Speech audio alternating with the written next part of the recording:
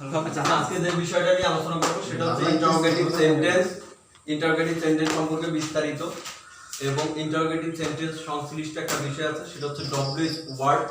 W S ওয়ার্ডগুলো খুব ভালোভাবে অর্থসহ আমাদেরকে জানতে হবে এবং এই ডব্লিউএস ওয়ার্ড দিয়ে আমরা কিভাবে একটা বাক্য এবং বাক্যের প্রশ্ন করব সেই বিষয়টা আমাদেরকে জানতে হবে এবং আমাদেরকে পরবর্তীতে আমরা প্রশ্নের উত্তর সম্পর্কে জানবো যে একটা প্যাসেজ থেকে কিভাবে প্যাসেজ বাছাই করে আমরা প্রশ্নের উত্তর করব।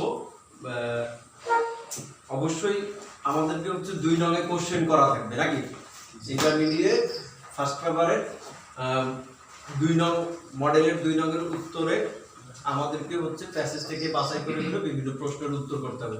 তাহলে আমরা আগে শিখবো হচ্ছে প্রশ্ন করা, এরপর আমরা শিখব হচ্ছে কিভাবে আমরা প্রশ্নের উত্তর করব। তাহলে কথা না বাড়িয়ে শুরু করা যাক। ইনশাআল্লাহ সবাই প্রস্তুত তো? জি আচ্ছা, তো ডব্লিউএস ওয়ার্ডগুলোর অর্থ সহ আগে একটু আমরা জানি। ডব্লিউএস ওয়ার্ড কয়টি তোমরা কি জানো? 9টি ডব্লিউএস ওয়ার্ড। তো 9টির ভিতরে প্রথমটা হচ্ছে হু। হু হচ্ছে কে। তো কে যদি হয়, হু সাধারণত কাকে মিন করে? ব্যক্তিকে মিন করে। কোচিং এ কে কে আসে নাই বা কে আসে নাই এরকমটা প্রশ্ন করতে গেলে আমরা হু দিয়ে প্রশ্ন করব নাকি? জি। তো হু এর পরে আমরা যদি আলোচনা করি যে হোয়াট। হোয়াটের ক্ষেত্রে আমরা কি। এখন তোমার বাবা, হোয়াট ইজ ইউর ফাদার, তোমার বাবা কি করেন? তো হোয়াট দিয়ে প্রশ্ন করতে গেলে আমরা হচ্ছে ব্যক্তির ক্ষেত্রেও হোয়াট ব্যবহার করতে পারি, আবার হচ্ছে বস্তুর ক্ষেত্রেও ব্যবহার করতে পারি। ঠিক আছে? কি বলা যায়, তোমার হাতে ওটা কি? ঘড়ি। ঘড়ি না ডায়মন্ডের ব্রেসলেট, এরকম তো হতে পারে না? এটা একটা বস্তু। এই ক্ষেত্রে আমরা আসলে কি করব? এই ক্ষেত্রে আমরা হোয়াট দিয়ে প্রশ্ন করব। এরপর যদি বলি যে হায়ার, হায়ারের অর্থ কি? কোথায়। কোথায় সাধারণত কি নির্দেশ করে? স্থান। স্থান বোঝায় নাকি? জি। এরপর কোথায় যদি স্থান বোঝায়, তারপরে আমরা আলোচনা করতে পারি হোয়েন। হোয়েন হচ্ছে কি? যখন, তখন, কখন। কখন। এর সাথে সংশ্লিষ্ট আছে আরেকটা বিষয়, সেটা হচ্ছে হোয়াইল। হোয়াইল, এই হোয়াইলের অর্থ যখন, তখন, কখন। এই দুইটা বিষয় সাধারণত কি বোঝাবে? সময় মিন করবে। কথা কি বুঝছো? হোয়াইল আর হোয়েন সময় মিন করবে। ডিউরেশন অফ টাইম, দীর্ঘ সময় বুঝাইলে আমরা হোয়াইল ব্যবহার করব। আর যদি একটা নির্দিষ্ট সময় বোঝায় সেক্ষেত্রে আমরা হচ্ছে হোয়েল ব্যবহার করব। তো এরপর হচ্ছে আমরা আলোচনা করতে পারি হুইচ।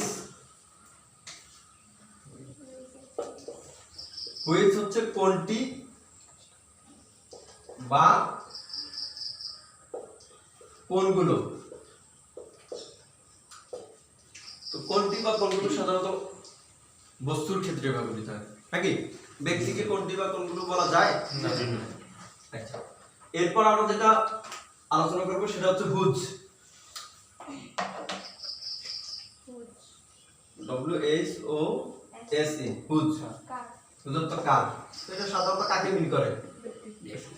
ব্যক্তিকে মিন করে না। এরপর আমরা আলোচনা করতে পারি কি? এরপর আমরা আলোচনা করতে পারি হুম।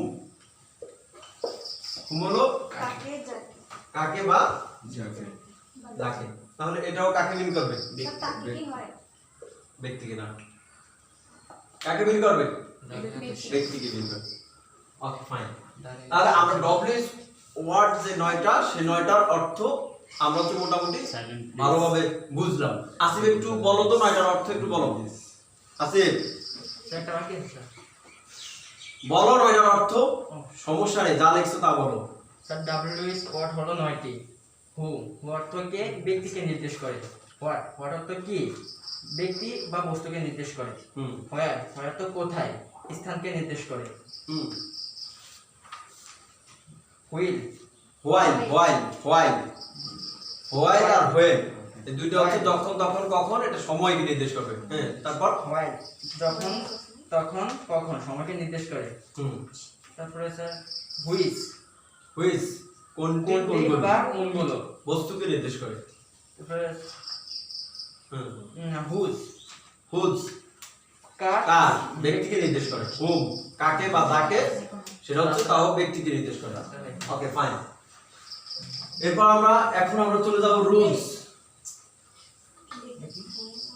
এখন আমরা কোন বিষয়টা যাব, যে রুলস। ডব্লিউএস ওয়ার্ড দিয়ে আমরা যে কোনো একটা বিষয়ের প্রশ্ন করতে গেলে আমাদেরকে দুইটা রুলস ফলো করতে হবে। কয়টা?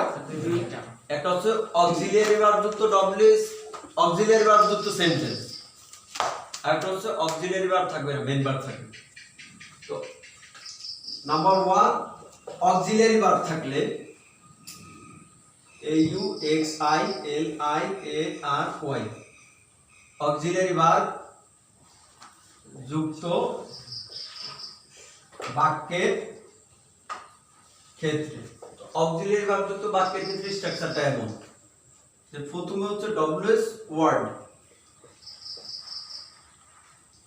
ডব্লিউএস ওয়ার্ডের পরে অক্সিলিয়ারি ভার্ব,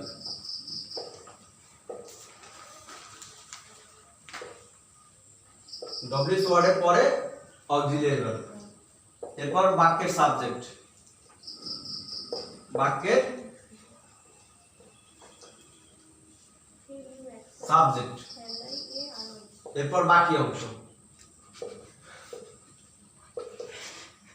কথা কি বুঝছো?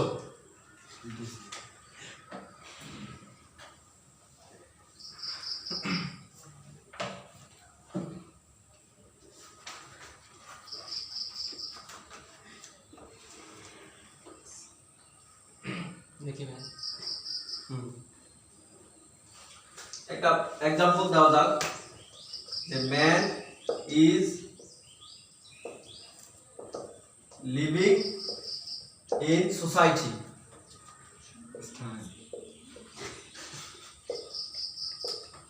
Man is living in society, মানুষ কোথায় বাস, স্যার মানুষ সমাজে বাস করে। সমাজে বাস করে। তাহলে আমরা প্রশ্ন করতে গেলে আমরা প্রথমে দেখব যে বাক্যের অবজেক্টটা আসলে কি। তো অবজেক্টটা, বাক্যের অবজেক্ট যদি এখানে ধরো যদি সোসাইটি, সমাজ, এটা একটা স্থান, যদি হচ্ছে এখানে ডাস্টারের কথা বলতো তাহলে বস্তু, হ্যাঁ, যদি এখানে সকাল 6টা বলতো তাহলে সময়, নাকি?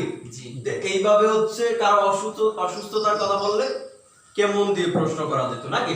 তাহলে এই অবজেক্ট হচ্ছে নাটের গুরু। অবজেক্ট দেখে আমরা হচ্ছে কি বুঝবো যে আমি কোন ডব্লিউএস ওয়ার্ডটা ব্যবহার করে প্রশ্ন করব, নাকি? তাহলে আমি হচ্ছে বাক্যের অর্থটা বুঝে আগে বাংলা প্রশ্নটা করে নেব, নিয়ে সেই ডব্লিউএস ওয়ার্ডটা বসাবো। তাহলে আমরা সোসাইটির ক্ষেত্রে হায়ার বসাইতে পারি, নাকি? হায়ার বসানোর পরে এরপর কি বসাইতে পারি, যে ডব্লিউএস ওয়ার্ডের ঠিক পরে কি অক্সিলিয়ারি ভার্ব। তো আমার এই বাক্যে অক্সিলিয়ারি ভার্ব আছে না? জি স্যার। তাহলে হায়ার ইজ। এরপর কি বলছি, যে বাক্যের সাবজেক্ট। তো এরপর বাক্যের সাবজেক্ট কে? ম্যান। এরপর বাকি অংশ। তাহলে ইন সোসাইটি হচ্ছে বাক্যের অবজেক্ট। ইন সোসাইটি কি বাক্যের অবজেক্ট। তো ইন সোসাইটি বাদে কি থাকে? লিভিং থাকে। তাহলে লিভিং দাও,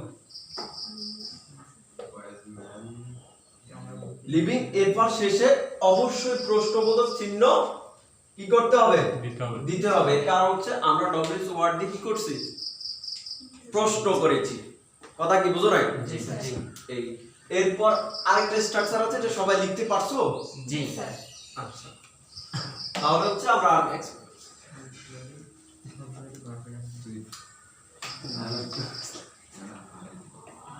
এরপরের স্ট্রাকচারটা হচ্ছে অক্সিলিয়ারি ভার্ব মুক্ত। অক্সিলিয়ারি ভার্ব মুক্ত, এখানে যুক্ত বলছি না, এখন মুক্ত বানায় দিই। অর্থাৎ যেই বাক্যে অক্সিলিয়ারি ভার্ব থাকবে না, অক্সিলিয়ারি ভার্ব থাকবে না, শুধু মেইন ভার্বটা থাকবে, ঠিক আছে? সেটার ক্ষেত্রে হচ্ছে ডব্লিউএস ওয়ার্ড প্রথমে বসবে, এরপর হচ্ছে ডু বসবে, ডিড বসবে, ডাজ বসবে, তারপর হচ্ছে বাক্যের সাবজেক্ট বসবে। বাক্যের সাবজেক্ট, এরপর হচ্ছে বাকি অংশ প্লাস ভার্বের বেস ফর্মটা বসবে। যেই ভার্বটা আমরা বাক্যে বসাচ্ছি ওই বাক্যের ভার্বটা বেস ফর্মটা একেবারে মূল ভার্বটা বসবে, প্লাস হচ্ছে প্রশ্নবোধক চিহ্ন বসবে। এই হচ্ছে স্ট্রাকচার। কথা কি বুঝছো? মানে যেটাতে অক্সিলিয়ারি ভার্ব থাকবে না।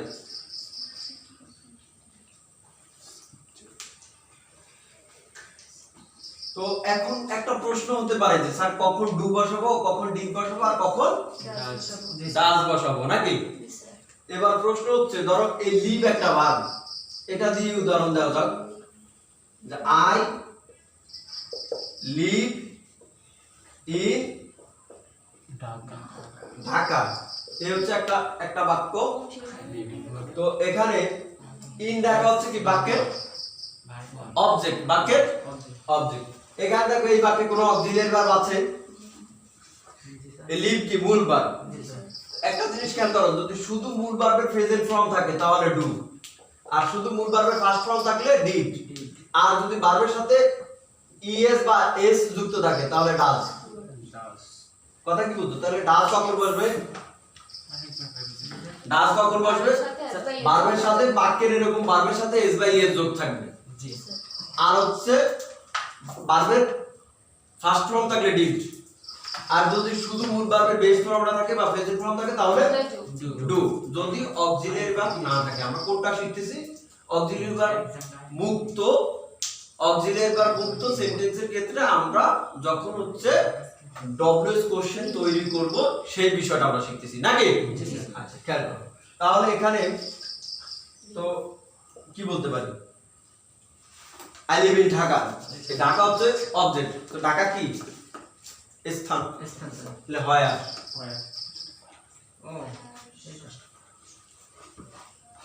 হয় আর বসাইলাম নাকি? এরপর ডব্লিউএস ওয়ার্ডের পরেই হচ্ছে ডু ডিড ডাজ বসাবো। এখন কি বসাবো? Do did does. ডু, তাহলে হয় আর ডু, হয় আর ডু। এরপর বাক্যের সাবজেক্ট বসাবো। আছে আই থাকলে এখন আমি যদি প্রশ্ন করি যে তুমি বললা কি যে আমি একজন ছাত্র, জি, এখন আমি তোমাকে প্রশ্ন করলে কি আমি বলবো যে আমি একজন কি স্টুডেন্ট। নাকি আমি একজন কি এটা প্রশ্ন করবো না? তুমি একজন কি সেটা প্রশ্ন করবো। তুমি একজন এটা প্রশ্ন করবো না? জি। তাহলে এই আই থাকলে কি বসাবা? ইউ। আর মাই থাকলে ইউর। মাই থাকলে ইউর। পসেসিভের পরিবর্তে পসেসিভ বসাবা। কথা কি বুঝছো? জি। তাহলে what do you you do you live, where do you live? তুমি কোথায় বাস করো? এখন আর দুইটা উদাহরণ দেব। সেটা হচ্ছে এই সেম বাক্যটা দিয়ে দেওয়া যায় যে আই লিভড, ইডি যোগ করা আছে। এই লিভড তাহলে কি দিবা? এখানে ডিড বসাবা। কথা কি বুঝছো? এই খেয়াল করো, কি বসাবা? ডিড বসাবা।